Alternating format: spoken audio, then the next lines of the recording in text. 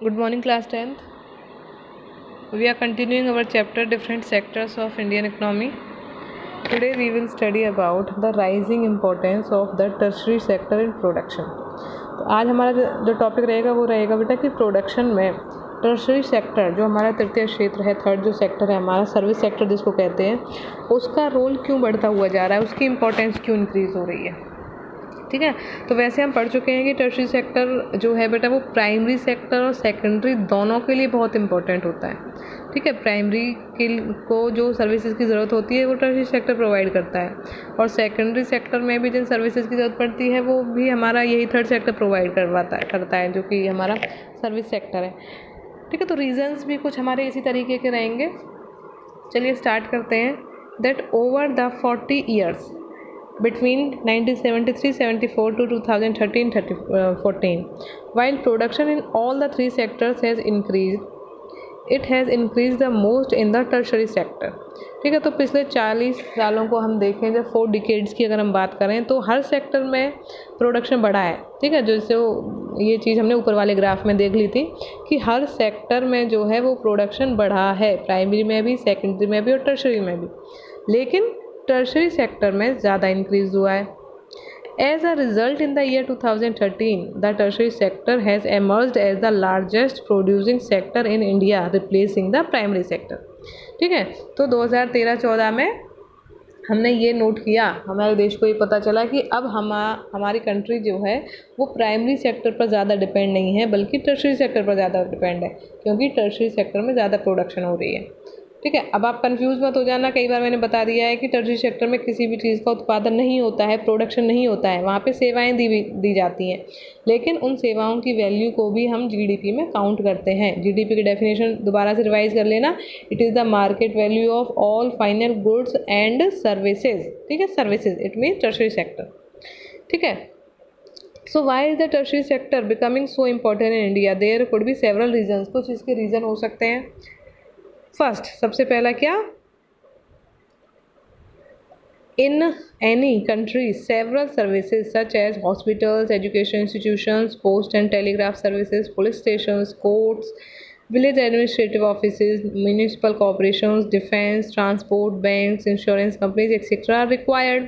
ठीक है, अब हमारा देश इन सभी सर्विसेज के ऊपर डिपेंड है।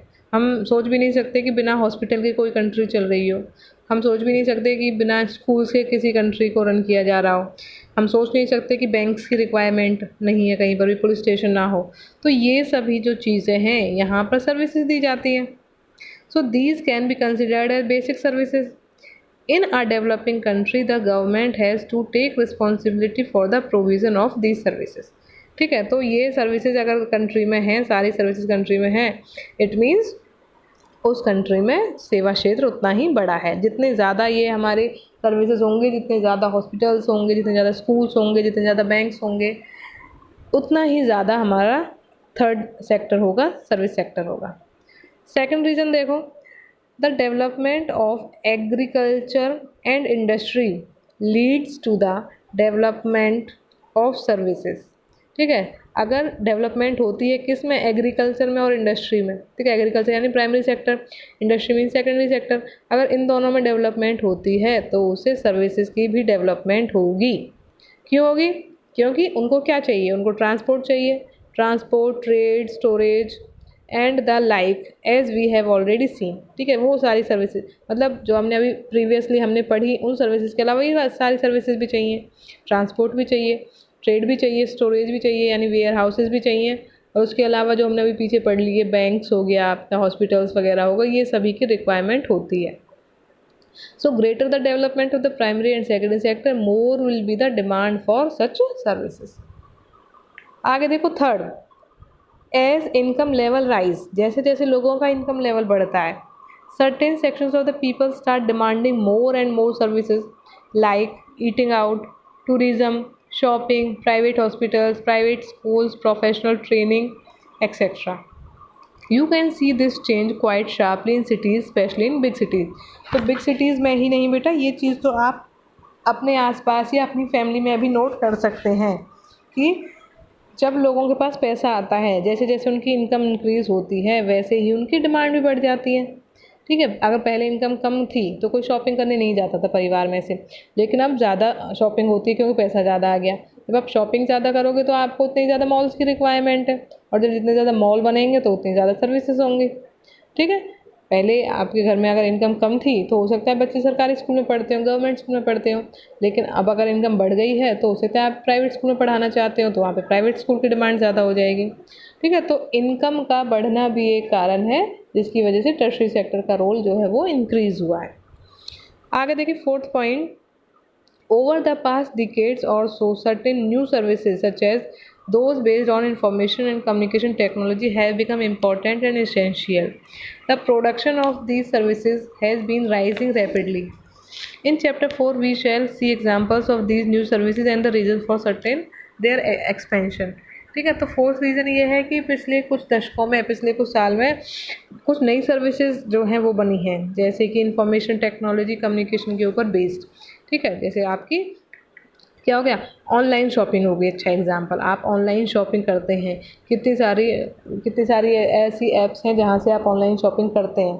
ठीक है। जैसे कि आपका फ्लिपकार्ट हो गया, जैसे कि आपका अमेज़न हो गया, ठीक है, जैसे कि आपका लाइम रोड हो गया। तो ये सारी भी तो सर्विसेज हैं। अब जब हमारे पास अच्छी तकनीक है, हमारे पास इंफॉर्मेशन टेक्नोलॉजी इंप्रूवमेंट हुई है, अच्छी टेक्नोलॉजी आई है, कम्युनिकेशन टेक्नोलॉजी इंप्रूव हुई है, तो सीधी सी बात है हम इन सभी की डिमांड कर रहे हैं। मोबाइल फ़ोन्स का ले लीजिए आप, पहले मोबाइल फ़ोन्स नहीं थे, लेकिन अब सभी के पास, इनफैक्ट एक बंदे के पास 2 मोबाइल फ़ोन है। ठीक है। तो वो चीज़ बड़ी है, तो फ़ोन की जो सर्विसेज है वो आपकी इंक्रीज़ हो गई, वो भी टर्शरी सेक्टर का मेन पार्ट है।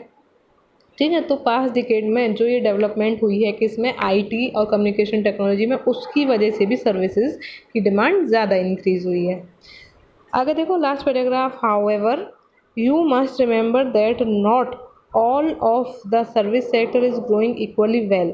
Service sector in India employs many different kinds of people. At one end there are limited number of services that employ high skilled and educated workers. At the other end there are very large number of the workers engaged in services such as small shopkeepers, repair person, transport persons, etc. These people barely manage to earn a living, and yet they perform these services because no alternative opportunities for the work are available to them.